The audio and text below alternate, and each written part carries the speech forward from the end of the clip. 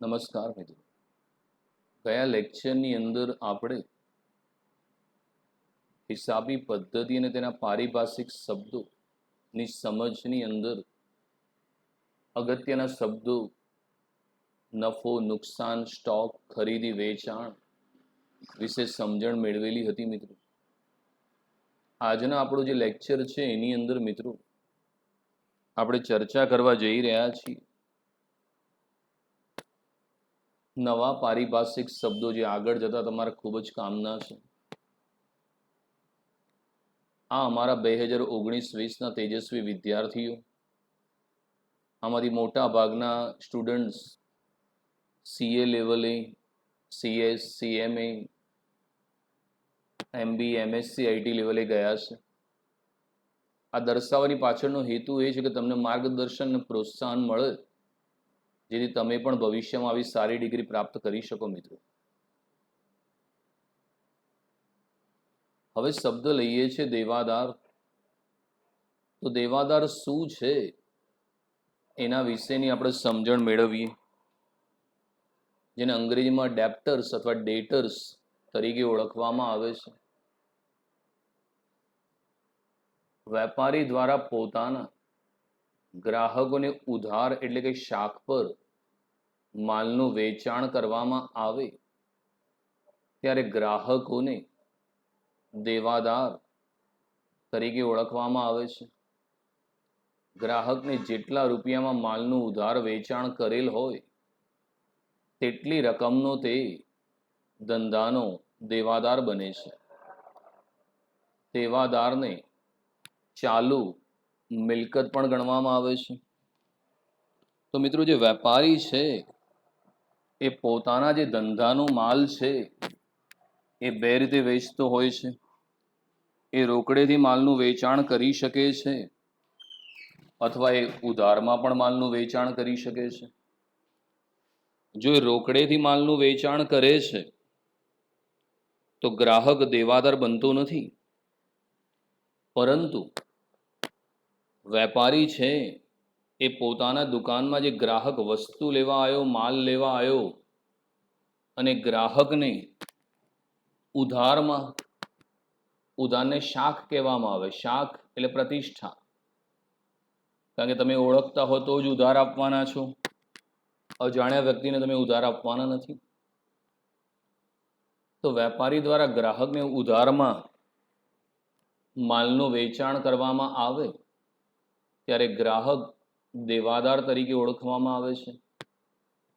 દાખલા તરીકે તમે તિથિ બુક સ્ટોર્સની અંદર સ્ટેશનરી ઉધારમાં ખરીદી કરવા ગયા, તો તિથિ બુક સ્ટોર્સે તમને સ્ટેશનરી ઉધારમાં આપી.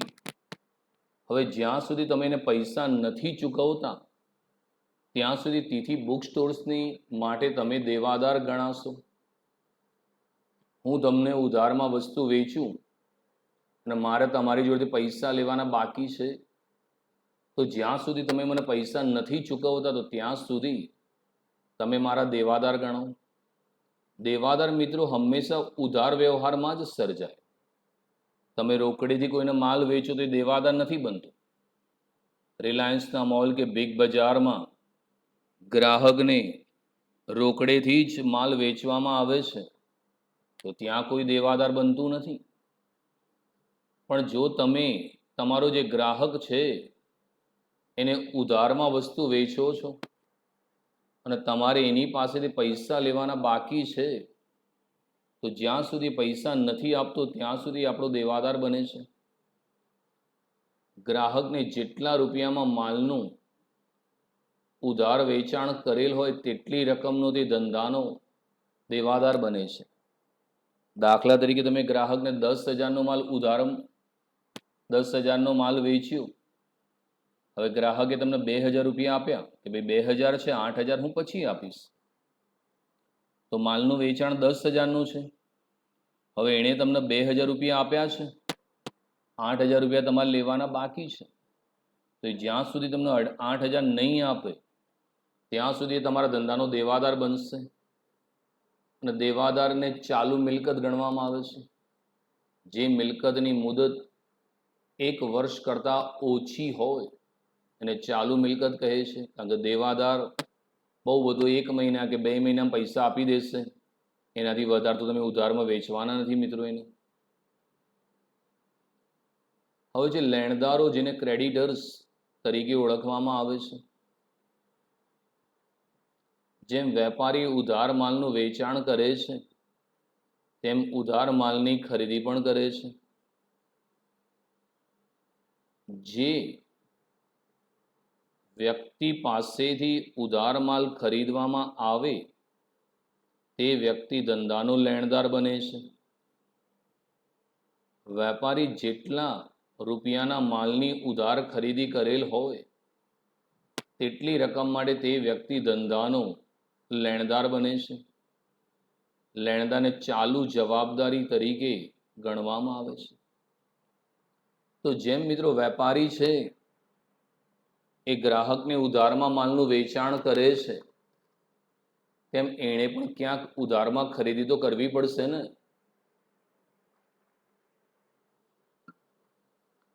તો એ પણ કોઈ જગ્યાએ ઉધારમાં માલની ખરીદી કરવા જશે મિત્રો. તો જે વ્યક્તિ પાસેથી ઉધાર માલ ખરીદવામાં આવે તે વ્યક્તિ ધંધાનો લેણદાર બને છે. દાખલા તરીકે રાજેશ નામનો વ્યક્તિ તિથિ બુક સ્ટોર્સમાં ઉધારમાં સ્ટેશનરી ખરીદી કરવા ગયો. તો રાજેશ તિથિ બુક સ્ટોર્સમાં સ્ટેશનરીની ખરીદી કરે છે.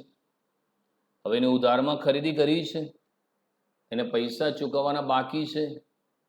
તો રાજેશ માટે તિથિ બુક સ્ટોર્સ એનો લેણદાર કહેવાય, કેમ કે એને ઉધારમાં માલ ખરીદ્યો છે, એને સામેના વ્યક્તિને પૈસા આપવાના બાકી છે.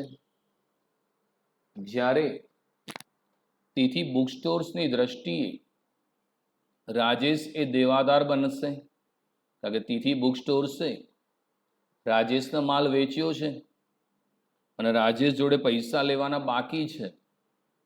તો તિથિ બુક સ્ટોર્સ માટે રાજેશ દેવાદાર છે અને રાજેશ માટે તિથિ બુક સ્ટોર્સ એ લેણદાર છે. દાખલા તરીકે હું તમને ઉધારમાં માલનું વેચાણ કરું છું, તો મેં તમને ઉધારમાં માલ વેચ્યો, મારે તમારી જોડેથી પૈસા લેવાના બાકી છે, તો તમારી દ્રષ્ટિએ હું લેણદાર કહેવાઉં અને મારી દ્રષ્ટિએ તમે દેવાદાર કહેવાઓ. મારા માટે તમે દેવાદાર એટલા માટે છે કારણ કે મેં ઉધારમાં તમને માલ વેચ્યો છે, મારે પૈસા લેવાના બાકી છે, તો મારા માટે તમે દેવાદાર છો અને તમારા માટે હું લેણદાર છું. તો જે વ્યક્તિ પાસેથી ઉધારમાં માલની ખરીદી કરવામાં આવે તે વ્યક્તિ ધંધાનો લેણદાર બને છે. અને તમે જેટલા રૂપિયાનો માલ ઉધારમાં ખરીદ્યો તેટલી જ રકમ માટે ધંધાનો લેણદાર બને. તમે 500 રૂપિયાની વસ્તુ ઉધારમાં ખરીદો તો સામેનો વેપારી તમારા માટે 500 રૂપિયાનો લેણદાર કહેવાય અને તમે દેવાદાર કહેવાય. પણ 500 રૂપિયાની ખરીદીની અંદર તમે માનો કે 200 રૂપિયા ચૂકવી દો, એટલે ખાલી 300 જ આપવાના બાકી છે, તે 300 રૂપિયા માટે તમારો લેણદાર કહેવાય. મતલબ કે તમે જેટલા રૂપિયાના માલની ઉધારમાં ખરીદી કરેલી હોય તે વ્યક્તિ એટલી રકમ માટે જ તમારા ધંધાનો લેણદાર બને છે. અને મિત્રો લેણદારને ચાલુ જવાબદારી તરીકે ગણવામાં આવે છે. ધંધાનું ચાલુ દેવું છે, કેમ કે તમારે હવે એને 1 વર્ષની અંદર તો પૈસા ચૂકવવાના જ છે. કારણ કે કોઈ પણ લેણદાર બહુ બધું 1 મહિના કે 2 મહિના માટે ઉધારમાં આપશે, એનાથી વધારે તો તમને કોઈ ઉધારમાં આપવાનું નથી. તો દેવાદાર વેપારી દ્વારા પોતાના ગ્રાહકને ઉધારમાં માલનું વેચાણ કરવામાં આવે ત્યારે ગ્રાહકોને દેવાદાર તરીકે ઓળખવામાં આવે છે. અને જે વ્યક્તિ પાસેથી ઉધાર માલ ખરીદવામાં આવે તે વ્યક્તિ ધંધાનો લેણદાર બને છે.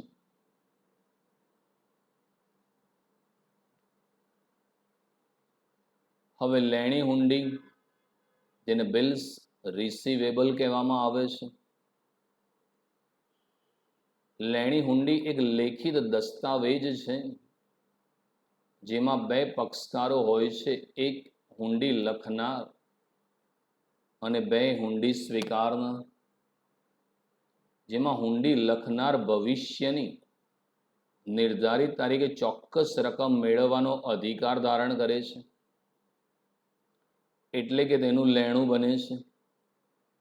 હુંડી લખનાર માટે હુંડી લેણી હુંડી ગણાય છે. તો જે વ્યક્તિ હુંડી લખે એના માટે લેણી હુંડી ગણાય છે. આ લેખિત દસ્તાવેજમાં હુંડી સ્વીકારનાર નિર્ધારિત સમયે નિર્ધારિત રકમ હુંડી લખનારને ચૂકવશે તેવી લેખિત જવાબદારી સ્વીકારે છે. લેણી હુંડીમાં હુંડી લખનારને પાક્યા તારીખે હુંડીમાં લખેલ રકમ હુંડી સ્વીકારનાર ચૂકવે છે. તો મિત્રો, વેપારી જે છે એમાં ઉધાર વ્યવહારો થતા રહેતા હોય છે મિત્રો, અને અત્યારે મોટા ભાગના વેપારમાં ઉધારી હોય જ છે. હવે તમે કોઈને 2 મહિના માટે ઉધારમાં વસ્તુ વેચી, હવે 2 મહિના પછી પૈસા ચૂકવશે એની ગેરંટી શું? 2 મહિના પછી પૈસા ના આપે તો એ ફરી જાય તો કે મેં તો માલ ખરીદ્યો જ નથી, તો શું કરો તમે? અથવા લેટ આપે તો તમે શું કરો?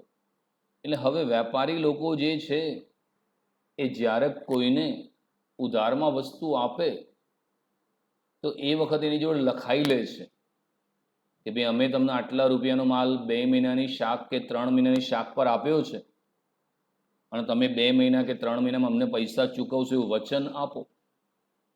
તો પેલો જે સામેનો વ્યક્તિ હોય, ગ્રાહક, એ તમને સ્ટેમ્પ લગાડીને સહી કરીને આપે કે હું વચન આપું છું કે મેં જે દિવસની તારીખે વચન આપ્યું છે એ તારીખે હું તમને આ પૈસા ચૂકવી દઈશ. એટલે પછી જે વ્યક્તિ છે જે ઉધારમાં માલ વેચે નિરાંત થઈ જાય કે હા ભાઈ અમને પૈસા તો મળવાના જ છે, એટલે એની કોઈ ચિંતા નથી, મને સમયસર પૈસા મળી જવાના છે. અને પછી જે તારીખે એને પ્રોમિસ આપ્યું હોય, જેની પાક્યા તારીખ હોય, મેચ્યોરિટી ડેટ, એ દિવસે પેલો લેણદાર હુંડી લઈને જાય કે જુઓ તમે મને વચન આપ્યું હતું, લો આ હુંડી, તમે મને પૈસા આપી દો. તો સામેનો વ્યક્તિ એ લઈ લે અને બદલામાં પૈસા તમને ચૂકવી આપે. અહીંયા વેપાર તમારે શાંતિથી કરવો હોય તો આવી વસ્તુનો ઉપયોગ કરવામાં આવે. એ લેણી હુંડી છે મિત્રો, એમાં લખાઈ લેવામાં આવે છે. લેણી હુંડી એક લેખિત દસ્તાવેજ છે મિત્રો. આ એક પ્રકારનો રિટર્ન ડોક્યુમેન્ટ્સ છે. જેમ આપણે જમીન કે મકાન ખરીદીએ તો પેલા જો કેવો દસ્તાવેજ બનાવી દઈએ છે, એમાં વેચનારની સહી, ખરીદનારની સહી કેવી કરાવી લઈએ છીએ, એટલે આપણને વિશ્વાસ રહે કે ભાઈ આ રિટર્ન થઈ ગયું, સહી થઈ ગઈ છે, એટલે પેલો ફરી નહીં જાય.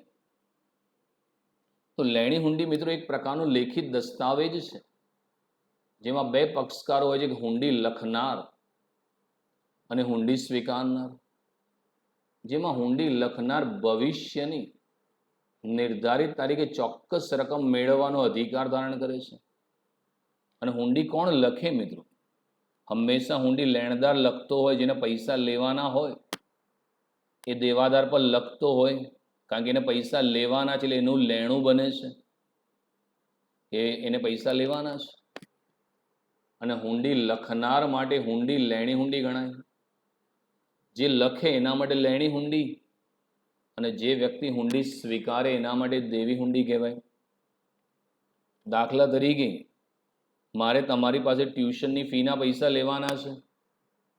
હવે તમે કીધું કે ભાઈ સાહેબ અમે 1 મહિનામાં પૈસા ચૂકવીશું. હવે 1 મહિનામાં પૈસા મળશે એની ગેરંટી શું? તો હું 1 મહિનાની મુદતની તમારા પર હુંડી લખું કે તમે મને 1 મહિના પછી આના પૈસા ચૂકવશું એનું વચન આપો, અને તમે બધાએ સહી કરી આપી, સ્ટેમ્પ લગાવી કે હા સાહેબ અમે વચન આપીએ છીએ કે અમે પૈસા આપશું. હવે મેં હુંડી લખી છે તો હું લખનાર છું, અને જે વ્યક્તિ લખનાર હોય એના એ લખનાર માટે લેણી હુંડી ગણાય, કારણ કે મારે લેવાના છે, મારું લેણું છે, એટલે મારા માટે લેણી હુંડી છે. અને તમે સ્વીકારી છે, તમે સહી કરી છે, તો તમે સ્વીકારનાર છો, તમારા માટે દેવી હુંડી. તમારા માટે દેવી હુંડી એટલા માટે કે તમારા માટે દેવું છે અને મારા માટે લેણું, મારે લેવાના છે, એટલે મારા માટે લેણું છે, એટલે લેણી હુંડી છે. અને તમે સ્વીકારી તો તમારા માટે દેવું, એટલે દેવી હુંડી ગણાય છે. આ લેખિત દસ્તાવેજમાં હુંડી સ્વીકારનાર નિર્ધારિત સમય નિર્ધારિત રકમ હુંડી લખનારને ચૂકવશે તેવી લેખિત જવાબદારી આપે છે. એટલે હુંડી સ્વીકારનાર સહી કરીને તમને કે હા હું વચન આપું છું કે હું તમને આ તારીખે પૈસા ચૂકવી આપીશ. મિત્રો, લેણી હુંડીમાં હુંડી લખનારને પાક્યા તારીખે હુંડીમાં લખેલ રકમ હુંડી સ્વીકારનાર ચૂકવી આપે. એટલે જે તારીખ તમે નક્કી કરી હોય, મેચ્યોરિટી ડેટ, પાક્યા તારીખ, ત્યારે લઈને જવાનું, તમારે એને હુંડી આપી દેવાની, તમને પૈસા ચૂકવી દે. મિત્રો, હુંડીનું ચેપ્ટર આપણે ભાગ 2 માં શીખવાનું છે. આના દાખલાઓ આવશે, પણ હું તમને એક નમૂનો બતાવું, એક સેમ્પલ બતાવું એટલે ખબર પડે હુંડી કેવી હોય. મિત્રો, અને સામાન્ય રીતે લેણી હુંડી દેવાદારોમાંથી જ ઉદ્ભવે છે.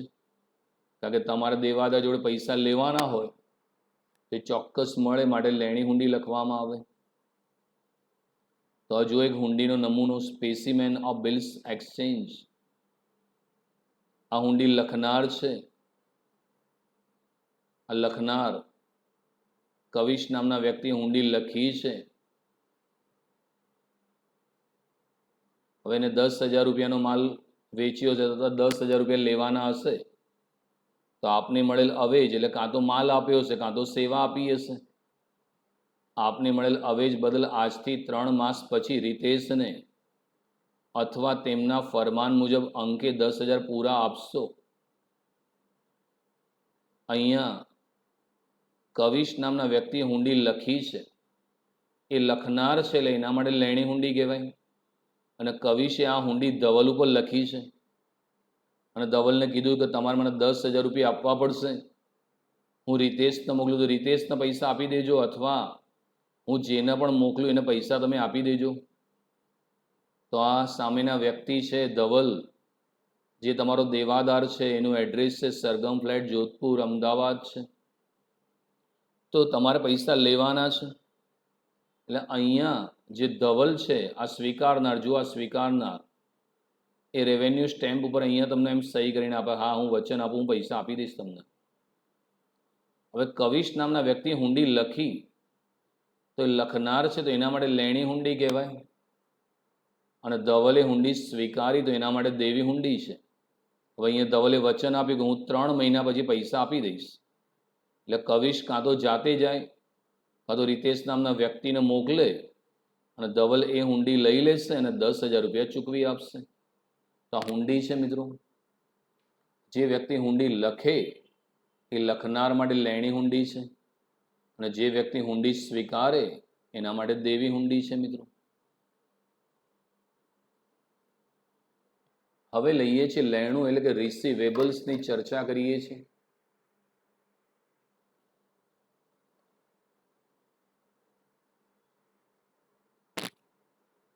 વેપારી દ્વારા ધંધાના વ્યવહારોના કારણે અન્ય વ્યક્તિ કે વ્યક્તિઓ પાસેથી કોઈ રકમ ભવિષ્યમાં મેળવવાની બાકી હોય તેને લેણા તરીકે ઓળખવામાં આવે છે. દેવાદારોને લેણી હુંડીની રકમનો લેણામાં સમાવેશ કરવામાં આવે છે. અન્ય લેણામાં કમિશન મળવાનું બાકી, ભાડું મળવાનું બાકી, વ્યાજ મળવાનું બાકી, અગાઉથી ચૂકવેલ ખર્ચા વગેરેનો સમાવેશ થાય છે. આમ તમામ પ્રકારના લેણા ચાલુ મિલકત ગણાય છે. લેણું એટલે પૈસા લેવાના છે. તો જે વેપારી છે એના જે ધંધાના જે વ્યવહારો છે, એ વ્યવહારોના કારણે એને કોઈ અન્ય વ્યક્તિ પાસેથી કોઈ રકમ ભવિષ્યમાં મેળવવાની હોય તો તેને લેણા તરીકે ઓળખવામાં આવે છે. એટલે વેપારી ઘણા ધંધાકીય વ્યવહારો કરતા હોય અને એને કોઈ ગ્રાહક કે કોઈ વ્યક્તિ છે એના પાસેથી રકમ જેને ભવિષ્યમાં મેળવવાની બાકી છે, તો એ રકમ લેણા તરીકે ઓળખાય છે. દેવાદારોને પણ તમે લેણા તરીકે ઓળખી શકો, લેણી હુંડીને પણ લેણા તરીકે ઓળખી શકો, કારણ કે દેવાદારો પાસેથી પણ તમને ભવિષ્યમાં પૈસા મળવાના છે, અને લેણી હુંડીના પૈસા પણ તમને ભવિષ્યમાં મળવાના છે. તો લેણું છે. દાખલા તરીકે મને તમારા પાસેથી ટ્યુશનના પૈસા મને ભવિષ્યમાં મળવાના છે, હજી મેં મેળવ્યા નથી, મેળવવાના બાકી છે, તો એ ટ્યુશનની ફી મને મળવાની બાકી છે, તો એ મારા માટે લેણું કહેવાય. કારણ કે હું તમને કોચિંગ આપું એટલે મારે તમારી જોડે ફી લેવાની થાય, તો એ ફી મેળવવાની બાકી એ લેણું કહેવામાં આવે છે. કોઈ કમિશન એજન્ટ હોય તેને કમિશન મળવાનું બાકી હોય. આપણે કોઈને જમીન ભાડે આપી હોય, મકાન ભાડે આપી હોય, દુકાન ભાડે આપી હોય તો ભાડું મળવાનું બાકી. આપણે કોઈને ઉછીના પૈસા તો લોન આપી હોય તો વ્યાજ મળવાનું બાકી. અગાઉથી ચૂકવેલ ખર્ચા વગેરેનો સમાવેશ થાય છે. આ તમામ પ્રકારના લેણાં એ ચાલુ મિલકત ગણાય છે. હવે એ જે લેણું છે એ 4 પ્રકારનું હોય. લેણામાં એક દેવાદારનો સમાવેશ થાય, બીજું લેણી હુંડી છે, મળવાની બાકી આવકો અને અગાઉથી ચૂકવેલ ખર્ચ. દેવાદારો પાસેથી તમને ભવિષ્યમાં પૈસા મળવાના છે. લેણી હુંડીના પૈસા તમને ભવિષ્ય મળવાના છે. કોઈ આવક, કોઈ કમિશન, કોઈ દલાલી મળવાની બાકી હોય, અથવા તમે કોઈને એડવાન્સમાં પૈસા ચૂકવી દીધેલા હોય. ઘણા વેપારી એડવાન્સમાં આપી દે, અગાઉથી ચૂકવી દે, તો તમે કોઈને અગાઉથી પૈસા ચૂકવો તો પણ એ તમારું લેણું ગણાશે મિત્રો.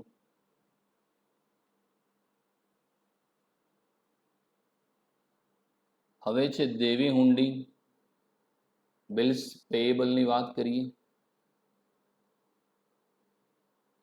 દેવી હુંડી એક લેખિત દસ્તાવેજ છે જેમાં 2 પક્ષકારો હોય છે, હુંડી લખનાર અને હુંડી સ્વીકારનાર. જેમાં હુંડી સ્વીકારનાર ભવિષ્યની નિર્ધારિત તારીખે ચોક્કસ રકમ ચૂકવવાની જવાબદારી સ્વીકારે છે, એટલે દેવી હુંડી તેનું દેવું બને છે. હુંડી સ્વીકારનાર માટે દેવી હુંડી ગણાય છે. આ લેખિત દસ્તાવેજમાં હુંડી સ્વીકારનાર નિર્ધારિત સમય, નિર્ધારિત રકમ હુંડી લખનારને ચૂકવશે તેવી લેખિત જવાબદારી સ્વીકારે છે. દેવી હુંડીમાં હુંડી સ્વીકારનાર પાક્યા તારીખે હુંડીમાં લખેલ રકમ હુંડી લખનારને ચૂકવી આપે છે. સામાન્ય દેવી હુંડી લેણદારોમાંથી ઉદ્ભવે છે. તો અગાઉ આપણે જે લેણી હુંડી લીધી હતી એ જ વસ્તુ છે, ફક્ત એક માઇનોર જ ફરક છે. લેણી હુંડી કે દેવી હુંડી કહેવાય એક જ મિત્રો, હુંડી એક જ હોય, સમજી લો. હુંડી કંઈ જુદા જુદા પ્રકારની ના હોય, પણ બંનેની દ્રષ્ટિએ અલગ અલગ કહેવાય. લખનાર માટે એ લેણી હુંડી કહેવાય અને સ્વીકારનાર માટે દેવી હુંડી કહેવાય. એક જ મુદ્દો, એક જ વસ્તુ બે માટે અલગ કહેવાય. દાખલા કે ટ્યુશનની ફી, તો ટ્યુશનની ફી તમારે ચૂકવવાની એટલે તમારા માટે ખર્ચ કહેવાય, અને મને ટ્યુશનની ફી મળે તો મારા માટે આવક કહેવાય. એટલે એક જ ટ્યુશનની ફી વિદ્યાર્થીને ચૂકવવાની છે એટલે એના માટે ખર્ચ, અને શિક્ષકને મળી તો એના માટે આવક છે. તો દેવી હુંડી પણ મિત્રો એક પ્રકારનો લેખિત દસ્તાવેજ છે. હુંડીમાં મિત્રો 2 પક્ષકાર છે, એક હુંડી લખનાર અને બીજો હુંડી સ્વીકારનાર છે. એમાં જે હુંડી સ્વીકારનાર છે મિત્રો, એ રેવન્યુ સ્ટેમ્પ લગાડીને, એ સહી કરીને પોતાની જવાબદારી સ્વીકારે છે અને કહે છે કે હું આ દિવસે, આ તારીખે જેણે હુંડી લખી છે એને હું પૈસા ચૂકવવાનું વચન આપું છું. એમાં જે હુંડી સ્વીકારનાર છે કઈ તારીખે આપશે, કેટલી રકમ ચૂકવશે એનું પણ એ વચન આપે છે. અને મોટે ભાગે દેવી હુંડી છે લેણદારમાંથી ઉદ્ભવતી હોય છે. એક નમૂનો અગાઉ મેં બતાવ્યો તો એ જ નમૂનો છે, એમાં કોઈ ફરક નથી. અહીં કવિશ નામના વ્યક્તિએ હુંડી લખી છે. કવિશને ધવલ જોડેથી પૈસા લેવાના છે, એટલે કવિશ લેણદાર છે અને ધવલ છે એ દેવાદાર છે. 10,000 રૂપિયા લેવાના છે, તો કવિશે હુંડી લખી કે ભાઈ આપને મળેલ અવેજ બદલ આજથી 3 માસ પછી હું રીતેશને મોકલું તો રીતેશને આપજો, અથવા તેના ફરમાન મુજબ 10,000 રૂપિયા પૂરા ચૂકવશું. તો કવિશે હુંડી ધવલ ઉપર લખી છે. હવે કવિશે હુંડી લખી એ લખનાર છે તો એના માટે લેણી હુંડી કહેવાય. અને ધવલે હુંડી સ્વીકારી છે તો ધવલ માટે દેવી હુંડી કહેવાય. અહીંયા રેવન્યુ સ્ટેમ્પ પર આ સ્વીકારનાર સહી સાથે વચન આપશે કે હું નક્કી થયેલી તારીખે નક્કી થયેલા રૂપિયા હું ચૂકવી દઈશ, તો એ હુંડી છે મિત્રો. તો જે વ્યક્તિ હુંડી લખે છે એ લખનાર માટે લેણી હુંડી બને છે, અને જે સ્વીકારે છે એના માટે દેવી હુંડી બને છે.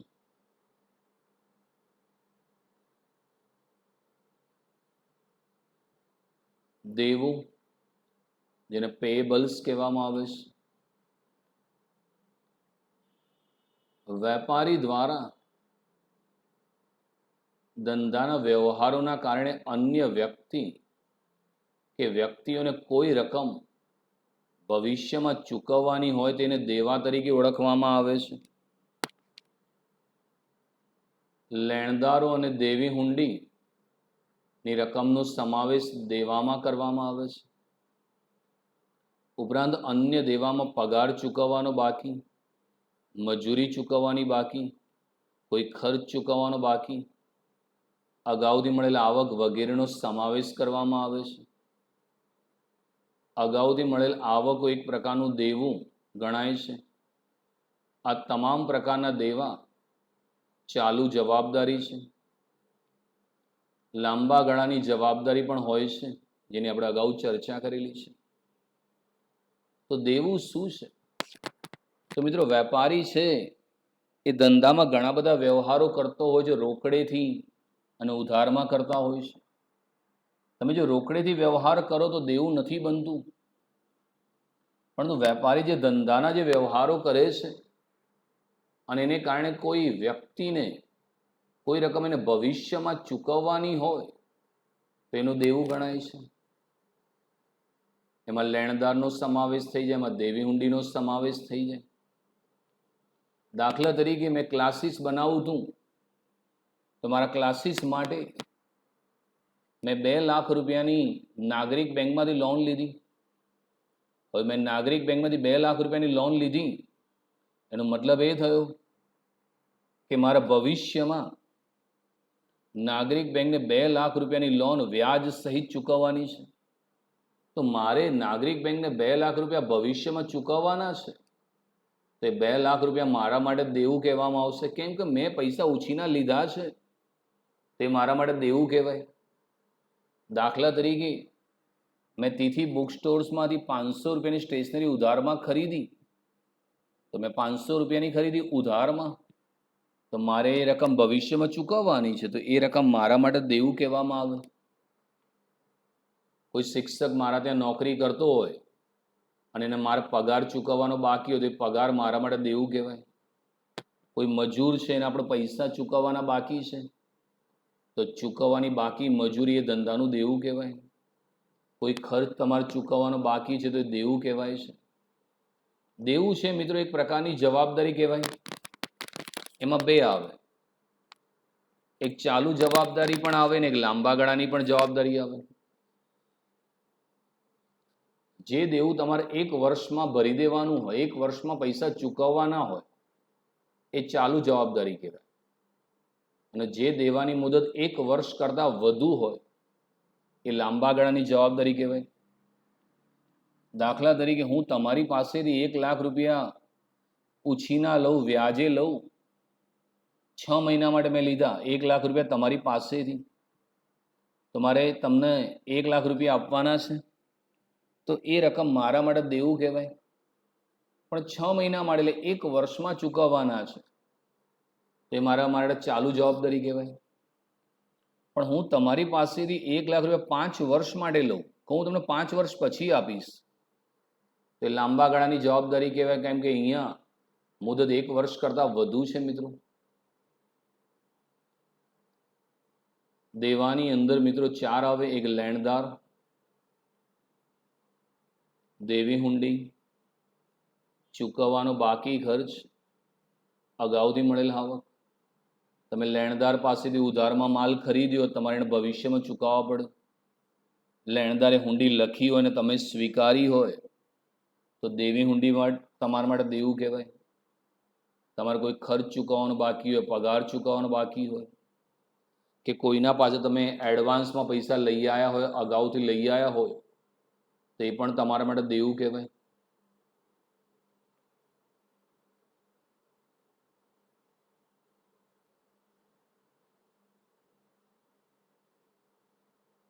હવે જે પડતર એટલે કે કોસ્ટ, કોઈ વસ્તુ તૈયાર કરવા માટે અથવા સેવા પૂરી પાડવા માટે જે પણ ખર્ચાઓનો સમાવેશ કરવામાં આવે છે, તે ખર્ચાઓના સરવાળાને પડતર કહેવામાં આવે છે. પડતરમાં સામાન્ય રીતે માલ સામાન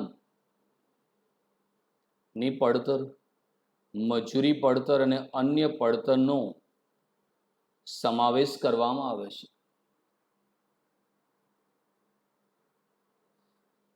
કોઈ પણ મિત્રો વસ્તુ તૈયાર કરવી છે, તે તૈયાર કરવા માટે તમારે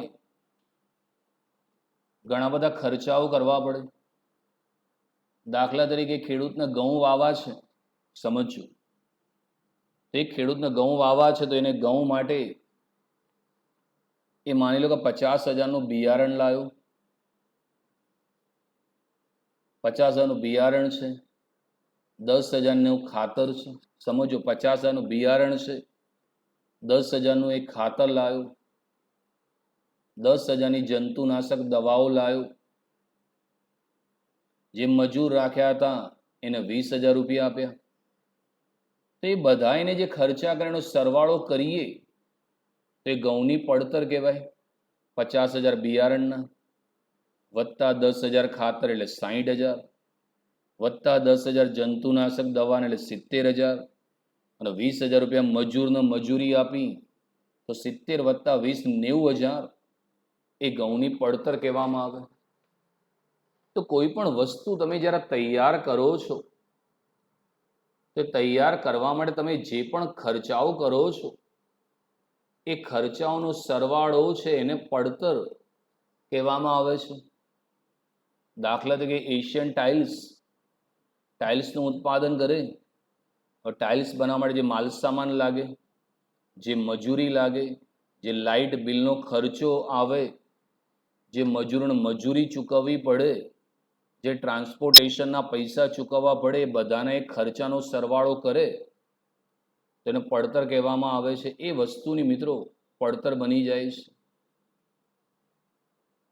હવે લઈએ છે વાઉચર. તો વાઉચર શું છે એની સમજણ મેળવીએ મિત્રો.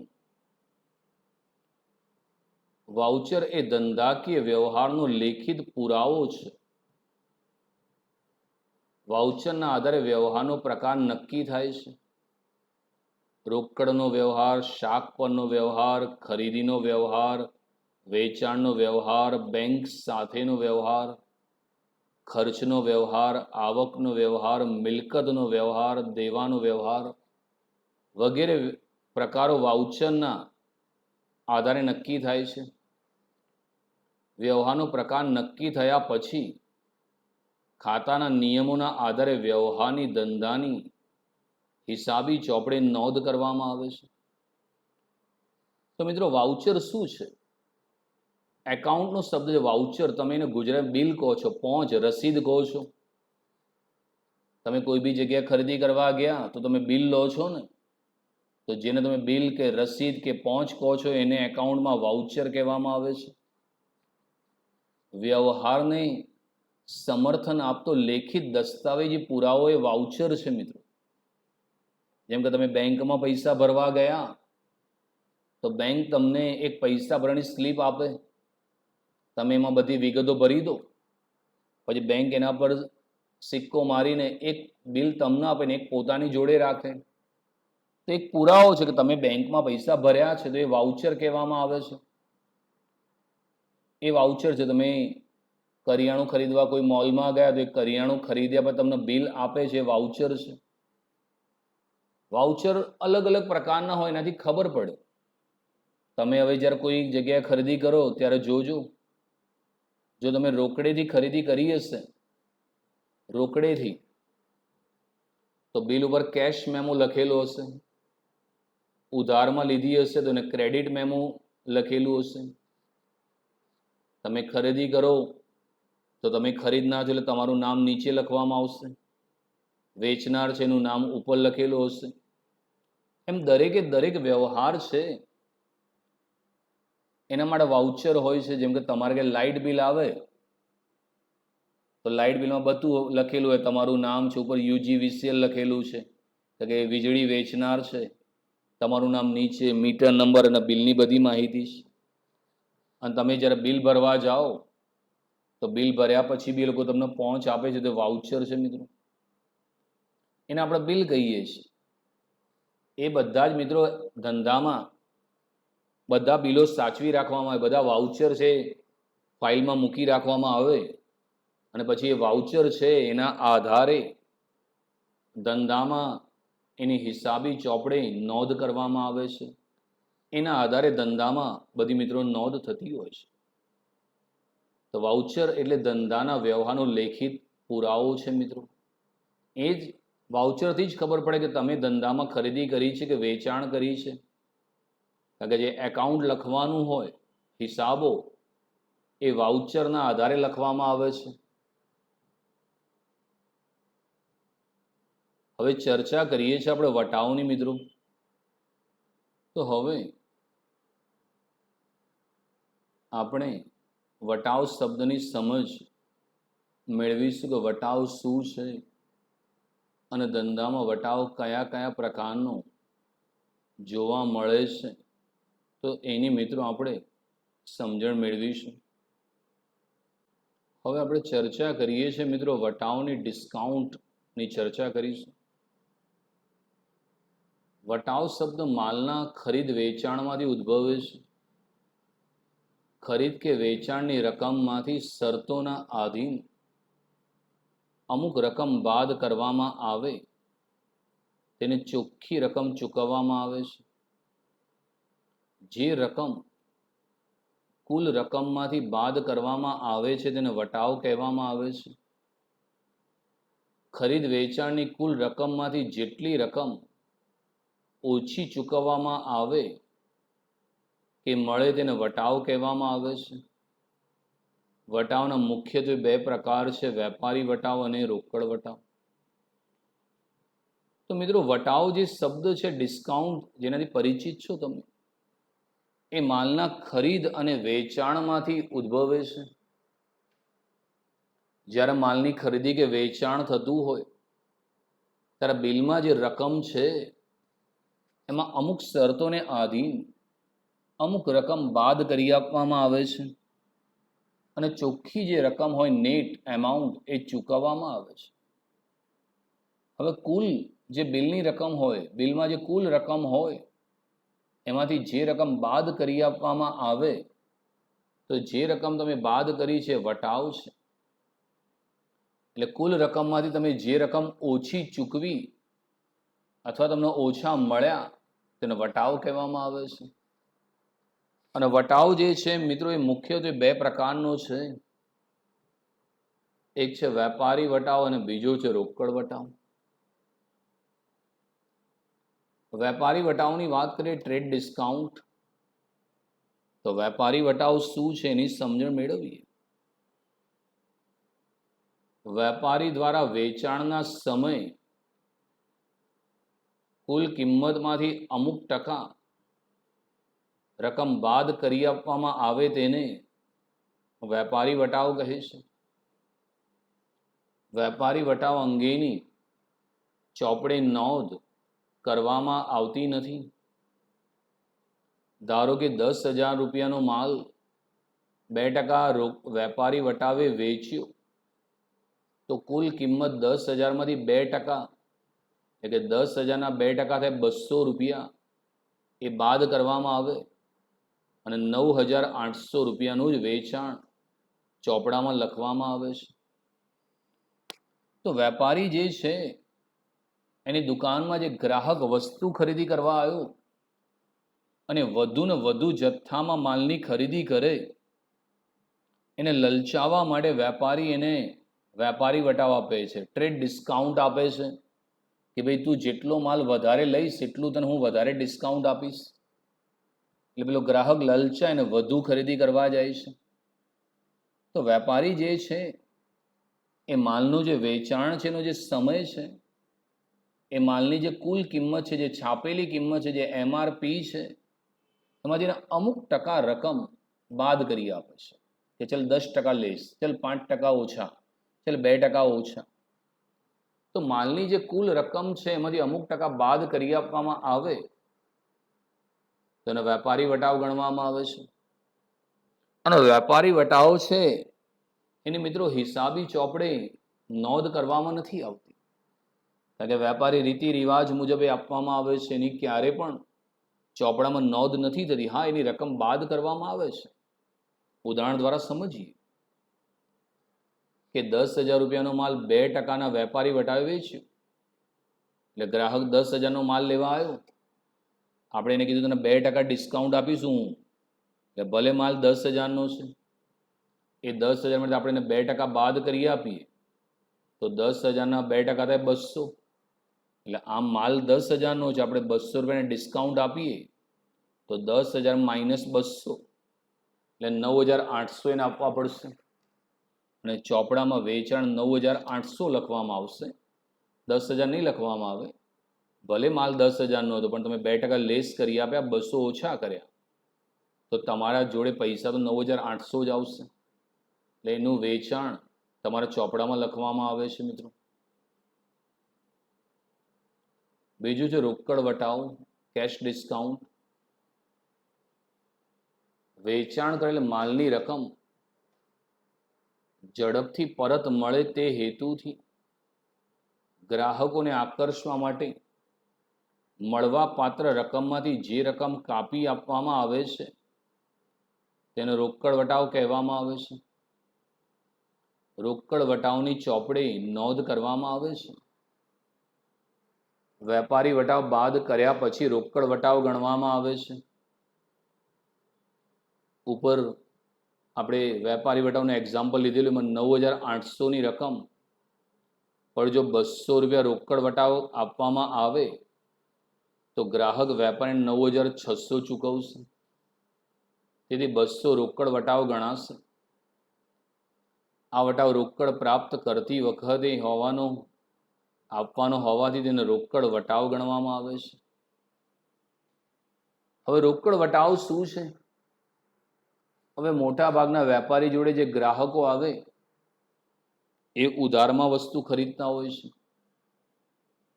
હવે જો બધા લોકો ઉધારમાં વસ્તુ ખરીદે તો પૈસાની ઉઘરાણીનો મુદ્દો આવે. દરેકના ત્યાં તમારે ઉઘરાણી કરવા જવું પડે. એટલે વેપારી ઘણા બુદ્ધિશાળી હોય તો વેપારી શું કરે, એ ગ્રાહકને જ્યારે વેચાણ કરે ત્યારે કહે કે ભાઈ તું માલ ખરીદે છે, અમે તને વેપારી વટાવ તો આપવાના જ છીએ, પણ જો તું હમણાં અમને તરત રોકડા પૈસા આપી દે ને તો અમે તને રોકડ વટાવનો પણ લાભ આપીશું.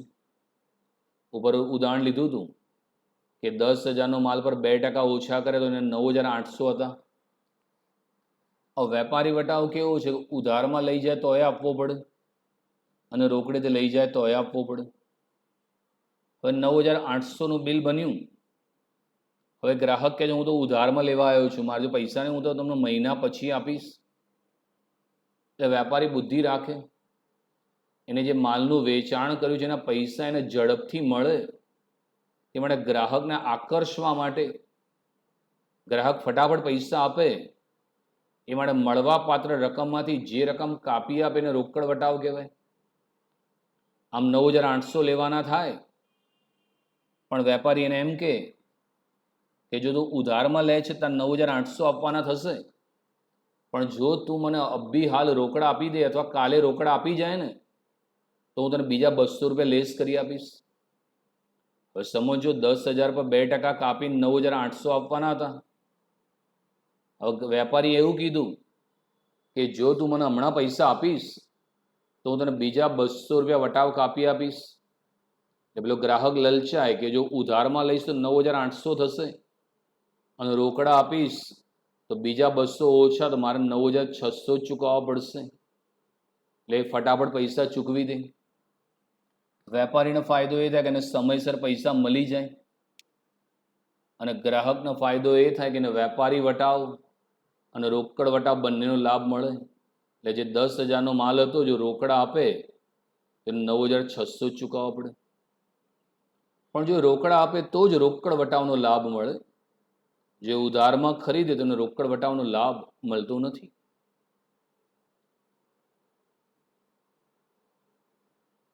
મળેલ વટાવ, આપેલ વટાવ, ડિસ્કાઉન્ટ રિસીવ્ડ, ડિસ્કાઉન્ટ અલાઉડ. પહેલું છે મળેલ વટાવ. વેપારી દ્વારા માલ ખરીદવામાં આવે અને વેપારીએ ચૂકવવા પાત્ર રકમ ઓછી ચૂકવવાની હોય તો જેટલી રકમ ઓછી ચૂકવવામાં આવે તેને મળેલ વટાવ કહેવામાં આવે છે. આ ધંધાની આવક છે કે ઉપજ છે? ઉદાહરણ દ્વારા સમજો. રમીલાબેન પાસેથી 10,000 રૂપિયાનો માલ ખરીદ્યો અને 15 દિવસમાં નાણાં ચૂકવાય તો 2% વટાવ મળશે. જો રમીલાબહેન ને તે 15 દિવસમાં 10,000 ચૂકવી આપવામાં આવે તો 10,000ના બદલે 2% કાપીને 9,800 ચૂકવવામાં આવશે. આમ 200 એ મળેલ વટાવ કહેવાશે. તેની ચોપડામાં મળેલ વટાવ તરીકે હિસાબી નોંધ થશે. આ ધંધાની ઉપજ છે. તો મળેલ વટાવ એટલે ડિસ્કાઉન્ટ રિસીવ્ડ. વેપારી દ્વારા માલ જ્યારે ખરીદવામાં આવે તો વેપારી જે છે એને જે ચૂકવવા પાત્ર રકમ છે એમાંથી જેટલી રકમ તમારે ઓછી ચૂકવવાની હોય એ તમારો વટાવ મળ્યો એમ કહેવામાં આવે છે. દાખલા તરીકે તમારે ટ્યુશનની ફી 8,000 આપવાની હોય અને હું તમને એમ કહું કે જો તમે મને બધી ફી એક સાથે આપશો તો હું તમને 1,000નો ડિસ્કાઉન્ટ આપીશ. હવે 8,000 ફી થતી હોય ને તમે મને બધી ફી આપી દો તો હું તમને 1,000 રૂપિયા લેસ કરી આપું. એટલે ખરેખર આપવાના હતા 8,000 પણ તમારે 7,000 જ આપવાના થયા. એટલે તમે મને 1,000 ઓછા આપ્યા. એટલે તમને 1,000નો ફાયદો થયો.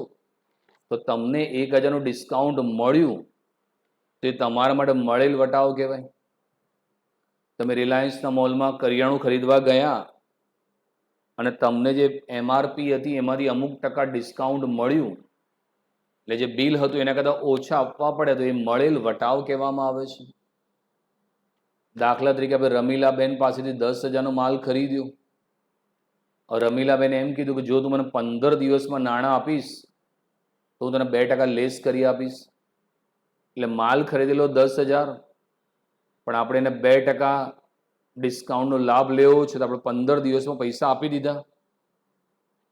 એટલે ખરેખર ખરીદી 10,000ની હતી પણ 15 દિવસમાં ચૂકવે તે 2% લેસ એટલે 200 ઓછા કરી આપે તો આપણે 9,800 ચૂકવવા પડે. તો 200 રૂપિયા એને મળેલ વટાવ કહેવાય. આ મળેલ વટાવ છે એની હિસાબી ચોપડી નોંધ થશે ને આપણને વટાવ મળ્યો આપણો ફાયદો છે, ઉપજ છે, લાભ છે તે ધંધાની ઉપજ તરીકે નોંધવામાં આવશે. બીજું છે આપેલ વટાવ, ડિસ્કાઉન્ટ અલાઉડ. વેપારી દ્વારા માલ વેચવામાં આવેલ હોય અને વેપારીને મળવા પાત્ર રકમ ઓછી મળવાની હોય તો જેટલી રકમ ઓછી મળવા પાત્ર હોય તેને વટાવ કહેવામાં આવે છે. આ ધંધાનો ખર્ચ ગણાય. દાખલા તરીકે કલ્પનાબેનને 15,000નો માલ વેચવામાં આવ્યો. એ 10 દિવસમાં નાણાં ચૂકવે તો 2% વટાવ આપવામાં આવશે. જો કલ્પનાબેન પાસેથી ઉઘરાણી 10 દિવસમાં મળે તો 15,000ના બદલે 14,700, કારણ કે 15,000ના 2% 300 ડિસ્કાઉન્ટ થાય. આમ 300 એ આપેલ વટાવ કહેવાય.